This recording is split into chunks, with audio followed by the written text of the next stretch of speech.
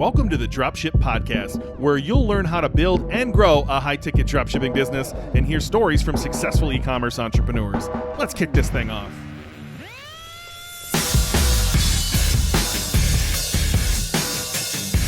Hey, welcome to the Dropship Podcast. And today we want to talk about how dropshipping is easily the best model to start with. You can start with no money down. You can get started for less than $500. You can get a business going, but that you should be focusing on the long-term vision of your brand. And so building a brand beyond dropshipping, actually marrying them together, I think is the best answer. And you should be doing this way sooner than you think you should be doing it, in my opinion. I'm curious John's opinion. Here at Dropship Breakthrough, we talk to you not about products. We're not trying to find a product. We're not trying to find the next hot product. We're trying to find a person to which we will sell products, and that person buys lots of things. And so I just want to give you a little taster of I think there's so many different things you can private label. It doesn't have to be the main thing you're selling. How do we teach this, John? How do we start somebody by getting them to think about all right, we're building cash flow, we're building a brand, and then we're also building an opportunity to start our own brand on top of that. Well, I mean, yeah, I think in the beginning it's just maybe a mindset thing from the start. You have to come to drop shipping, I think, with the idea that this is going to be something you end up doing. This is actually part of the journey. It's not I think if you just come to drop shipping and you're like, well, I'm just going to be drop shipping. That's all I'm going to do. I'm going to do that forever, or for as long until I get bored of it or whatever.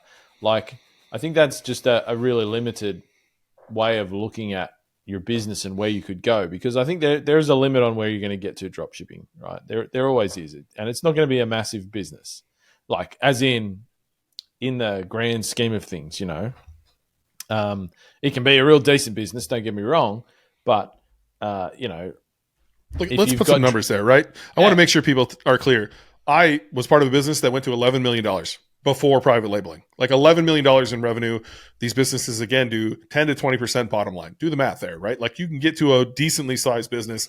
And I hate the fucking term dropshipping, being a retailer of great products, because at that point we were warehousing products, things like that. And so you can build a pretty big business here.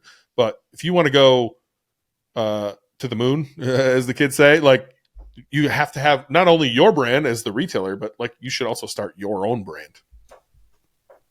Yes, that's right. And yeah, I mean that's $11 million a year in revenue, not in total revenue. If anybody's kind of listening to those numbers and wondering about it, and that's right.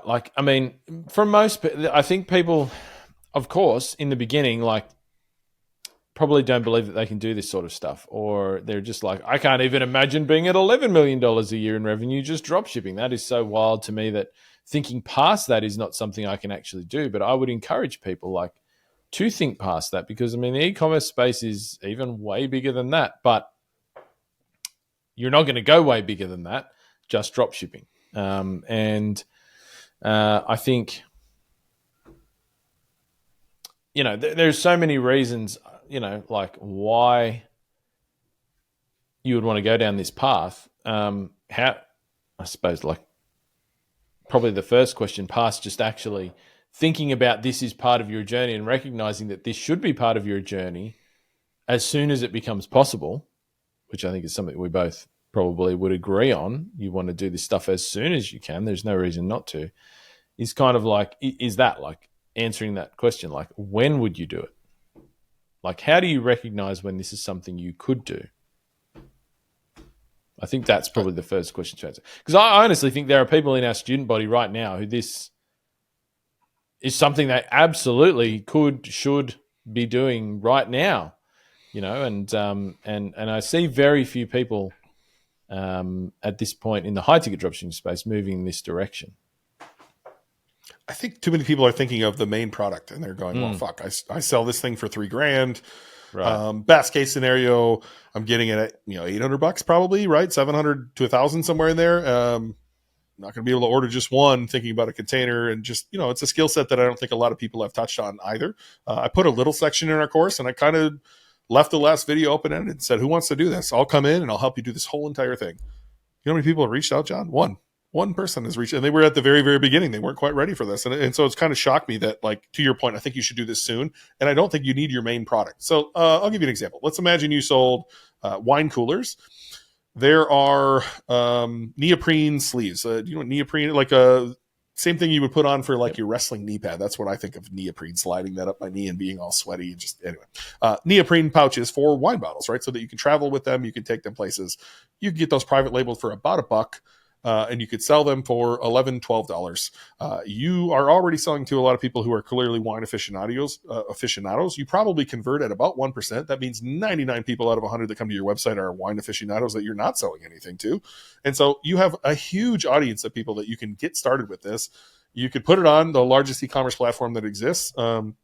Certainly, I can tell you some horror stories on Amazon, but I would tell you definitely put it up on Amazon. Send your customers there and get that flywheel spinning as well. You should upsell it with every single sale that you make. There are many ways that you can get started, and that's a very small product, right? So imagine you had to order 1,000 to get started at $1. Maybe you have to order 5,000 to get started at $1. That's not a hard place to be at profit-wise for you to get started with your own brand and get that started and get the ball rolling. Because again, it's going to be just like your business. It's going to take some time for that business to get off the ground, to get its feet underneath it, to get name recognition, to get moving. If you were to go the small ticket route. Whereas I think a lot of people are thinking that big ticket. They're like, how am I possibly going to come in here and start with the big, huge item that I sell? Hey, John here.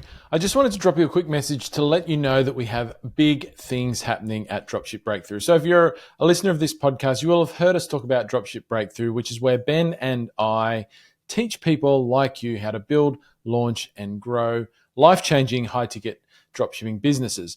Well, it's been up and running since early 2021, and this year it is undergoing its first major update and upgrade. So we are updating and adding new content to every single video of the course, which means that what is already the biggest, most comprehensive, most well-supported high-ticket dropshipping course in existence is going to a whole nother level. So if you're serious about building, launching, and growing a life-changing high-ticket dropshipping business, and you want to get full access to everything that we have, this podcast is fantastic. There is a wealth of knowledge here, but there is a whole nother level within our program. There are so many things that we just can't get into a podcast, and there is so much support available there that we see people have the best success when they're in that program. So if you'd like to get access to that and take advantage of the most up-to-date high-ticket dropshipping information available, head to dropshipbreakthrough.com/join, or our launch program, which is dropshipbreakthrough.com/launch. You'll find the links below in the description. Join the program today. I'll see you inside. Yeah, I honestly think for most people, it's not their high ticket items. I honestly think that. I think with your high ticket items, putting them in a warehouse is the way to go, right? Like, I mean, a lot of high ticket products, there's a lot of development that goes behind those before they're released to the public, right? And do you need to go through that to take advantage of building your own brand? I just don't think you do. And that's quite expensive to do as well, because you can't just go and, in some cases, you can find a manufacturer who makes almost the same thing as a product you're already selling and blah, blah, blah. But a lot of cases with high ticket products, there's patents, there's all sorts of things. You've got to develop something fairly original in your space if you want to bring a product to market that's not going to infringe on somebody else's IP, which will get you into a lot of shit if you do that and be very, very expensive.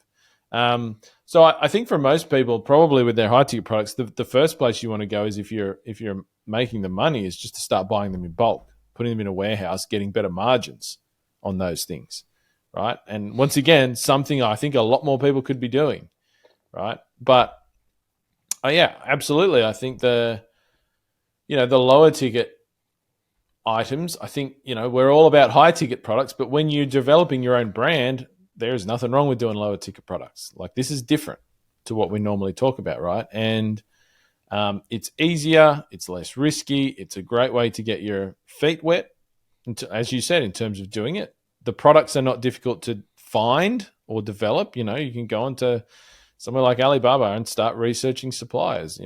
For a lot of lower ticket products, it's easier to come up with your own version of said product type.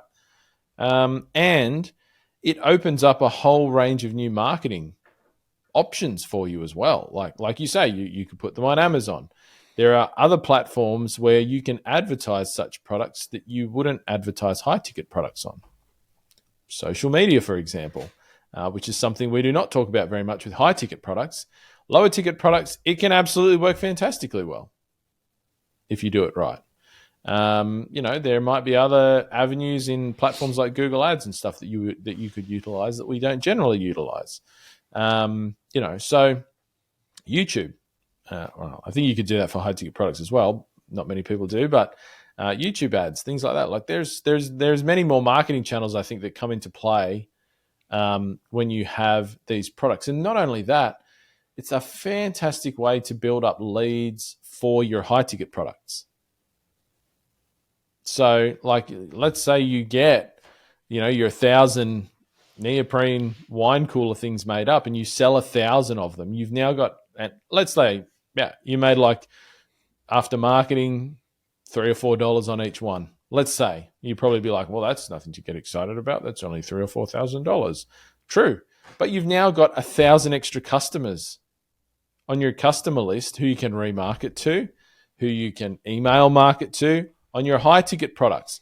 There is no way that in that 1,000 people who are interested in wine, there is not 10, 20, 30 people who are also in the market for a new wine cooler, which you're going to sell to them for $3,000, $4,000, $5,000, or maybe more.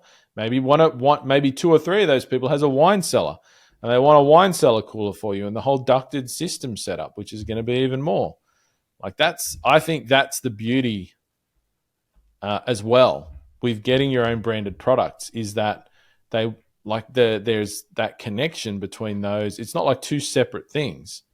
Like, you can use those lower ticket products even at break even just to bring in like way more customer data than you can bring in like by volume than you can with high ticket products. And, get them on your email list, right? I heard a wise man named John recently say, I get emails from this one company every fucking day. Do I buy from them every day? No. But if I'm going to go buy something, I'm going to buy from this company because I see their name constantly, right? And so, look, I think there's a lot of paths to this, right? So there's the whatever you want to call it, low ticket option, right? $0 to $100. I think there's a plethora of options in everybody's industry that you're in. I think the next step up is accessories, which probably go maybe a little bit higher. So think fire pits, the covers. You could definitely source the covers for those. Pellet grills. There's a lot of things that there's one accessory that you upsell every single time, and it's super generic, and you could definitely start sourcing that. I think the next step up from there is private labeling. So I recently worked with somebody where we stumbled on some keywords around the industry that they were in, and we found a use case for the product that this person had never heard of. I couldn't believe it was a thing. And through that, we started stumbling on suppliers, one of which is in my little town in Wisconsin, by the way. And they're private labeling the brand. And I was like, okay, we found 3 people private labeling the same main product.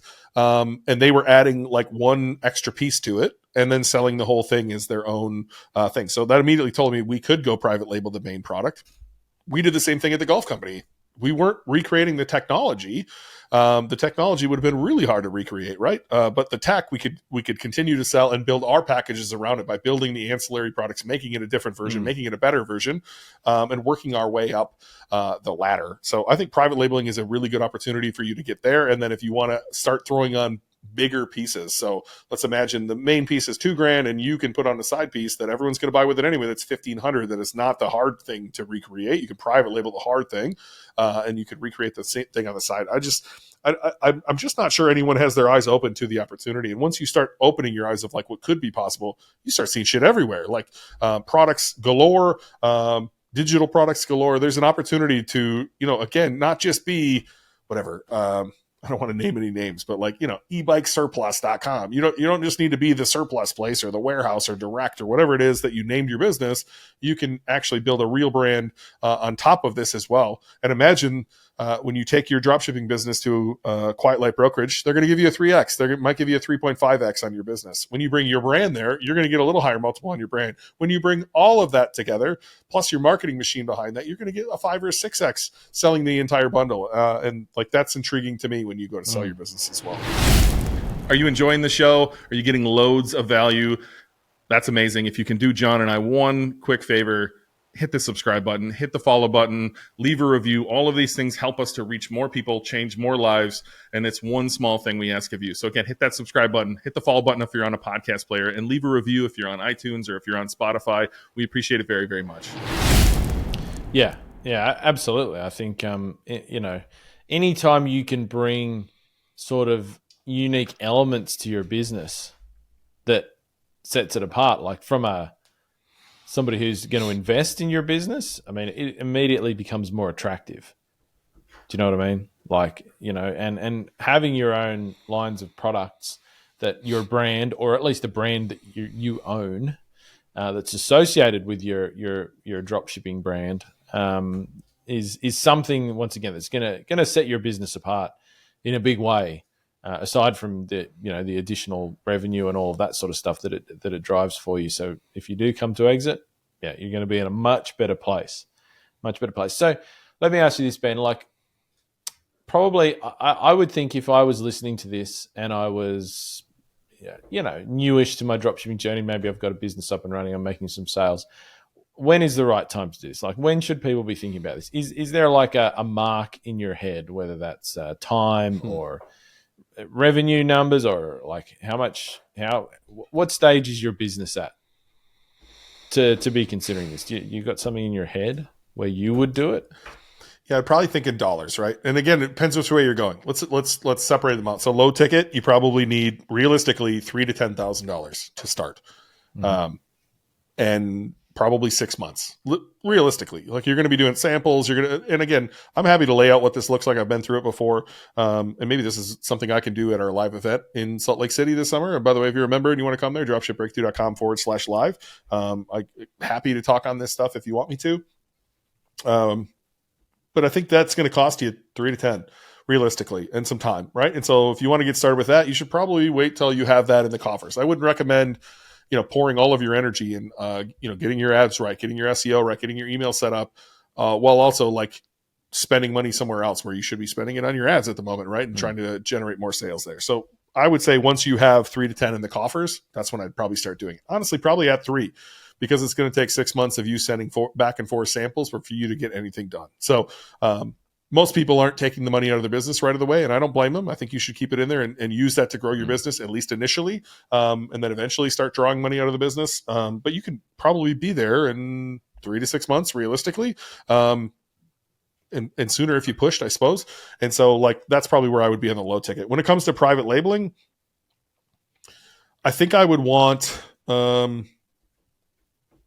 traffic to the right pages before I'm going to put my own product out there, or a keyword where and I'll tell you this one after the call, the one that I found with someone we both know, where it was just like, oh, I would have never thought of that. And like, there's a real opportunity. Nobody's there yet, and we could jump in there. Okay. But private labeling is going to cost you they're likely not going to have anything other than, hey, can we have a sticker to put your name on this, right? Like private label is kind of weird. So imagine if you sold, I'm looking at the Focus right here. Imagine if you wanted to sell this same, monitor. I guess that's what this is for this thing. It's going to show up, and the people who bought it are going to know it's inherently a Focusrite. And so private label is kind of weird, right? Like it's your brand, but it's also not your brand. It is a good like medium step if you want to get started that way. I would recommend adding something on to that so that it becomes your unique product with the Focusrite. I think you can do that at an earlier stage, again, depending what you're adding on. Combining a couple things into a bundle could kind of be your own product way. And then when it comes to the big product, like I would want traffic for the main keyword in my industry to know that I can put my product in front of that so that I can get in front of the right people, or at least I'm not sure I could even put a number on it, but a sustainable amount of traffic so that I know no matter where they land on my site, I can remarket them with my brand of the big product. And that probably comes with a significantly more cash flow than needed for some of these smaller items. Yeah. Okay. But cool. I think you can start on the small stuff Super very, helpful. very soon. Yeah. I actually like like in terms of how you come up with maybe those ideas and that sort of thing. I actually like your buddy Ryan Moran from capitalism.com. This is kind of like his thing, right? He takes people through a process on like how to find, a product and how to work out like what you should get made and all of that sort of stuff. He's got a little book on it, so maybe you can probably get online. I've actually got it here somewhere. I don't know where it is, but I like his process for that. It's probably more on the lower ticket stuff, but like how do you like find an existing product that's in your niche and then like work out one or two ways to make it better based on user feedback that you can find in like reviews and stuff, and then go and get that thing made. And then, I got one pro tip for you. I got one pro tip for. First off, I love Ryan. Huge fan. We gave out on switch and kill switch at the last live event. I've been talking to Tomer. It might be something we do at this one, maybe just for the VIPs or something. I'm trying to invest. Ryan, if you're listening, you're not listening. I want to invest in your business. I'm the biggest power user of your product there is. Huge fan of Ryan, and he teaches the same thing as us. Like, focus on the human. It's not about the product, right? It's about the human. And so, like, I'm a big fan of his. No, I kind of forgot where I was going. Oh, pro tip. So pro tip here, and shout out to Amira for this. Most courses, there's a ton of Amazon FBA courses. My friend Tom has one. They're all going to teach the same thing that I'd be happy to give you in a podcast for free. They're going to teach you to look 0 to 50 might be the top end now with inflation. It used to be like 0 to 35. And not even 0, right? So like 25 to 35 was like the sweet spot, right? And everybody wanted to private label the garlic press or man, there's so many things. I did it too, right? I started my dog supplements right in that same arena. Yeah. I think, and Amira pointed me to some products in her industry that were in the $200 to $400 range. There's no one there. There's no one teaching you to go look in 200 to 400, let alone it's a bigger investment to jump in there. The product she showed me, absolute no-brainer. Amira, if you're listening, I would probably just copy that person that showed this to you. Huge win. They were selling so many of these because there's such a lack of competition in that space. We'll call it what it is, no man's land. All the gurus are teaching you, 25 to 35. We're in the high ticket arena. We're telling you to sell high ticket items. And that middle area, I think, is just ripe for the picking to come in there with your own product if you can fund it. And so real pro tip here. I know there's a lot of people listening to this. There's a lot of people in our course who are in that position to spend some of the money that their business is bringing in. There's a lot of people in a really nice revenue range right now. Go look in that range. When you go look for products in your industry, like think in the 200 to 400 range. And I think you'll be pleasantly surprised at the lack of competition that exists there. Yeah. Yeah. No, that's a cool tip. I like it. I like it a lot. I challenge anyone who's ever listening to this. If you want John and I's brain on this, especially, we've been partnering with some students as well. And we're hoping to partner with some more in the near future. Like, this is something I want to help them with right away. Just like, how fast can we get this moving? Because again, it just becomes this snowball. Yeah. Yeah. Like I would definitely say if you're listening to this, and in particular, I'm talking to Dropship Breakthrough students who are, growing their business, and you're profitable, you're making some money, like literally reach out to us. Send an email in support@dropshipbreakthrough.com. Reach out to us on socials, in our Slack workspace if you're a member, etc. You want Ben to show you how to do this? You want John to show you how to market it? Like literally, that offer's open. We'd love to have some case studies, some examples, and that sort of thing, and potentially partners, as Ben mentioned. So like, this is a shout out. If you think you've listened to this and you're like, hey, that might be me, reach out to us. You got nothing to lose. If we don't think you're quite there yet, we'll say, hey, no, like that's where you are. You'll be there soon. Let's talk then. Or we'll say, hey, let's do something. Get in there. We've done this before, and quite a few people have reached out who didn't exactly hear the criteria we're mentioning here. So I'm going to repeat what John said. Yeah. Ideally, you are a member of our course and you're doing a significant amount of revenue where you're in a position to make a move like this. So please pre-qualify yourself with those things before John's inbox gets overloaded here. And we are not talking about drop shipping. We're talking about purchasing products on bulk, getting products made, et cetera, and selling your own branded products. I think that's the bit that people missed last time we did this. But yeah, I mean, like it's an exciting space, and we'd love to see more people do it, and we're happy to help people do it. Real quick on John mentioned the easiest place to start is start taking in your own product. Like that's kind of a step too. Shipmn.com. Ship Minnesota is what it is. Shipmn.com. Tell Jesse I sent you super awesome 3PL who can literally take one product for you and house one product and ship it out for you. So if you got one of those brands who's like, you can't sell us if you don't take stock, this is your opportunity to say, hell yeah, I'll take one product, please, and put it on a pallet. It'll cost you $20 a month. Jesse's awesome. Their team has literally never made a mistake for us. And so I can't shout them out enough. If that's the step you're on, reach out to shipmn.com. Tell Jesse Ben Knegendorf sent you. She'd be happy to help you out. Thanks for listening to the Dropship Podcast. You can find all the show notes for this episode at dropshippodcast.com. And if you're ready to take the next step in your dropshipping journey, we invite you to join us inside Dropship Breakthrough, where John and I will walk you through step by step in starting your own high-ticket dropshipping e-commerce business. But that's not all. Dropship Breakthrough will also teach you everything you'll need to know to grow your business and take it to the next level. So head over to dropshipbreakthrough.com and sign up for our free training that will help you take the first steps towards building and growing your own profitable high-ticket dropshipping business.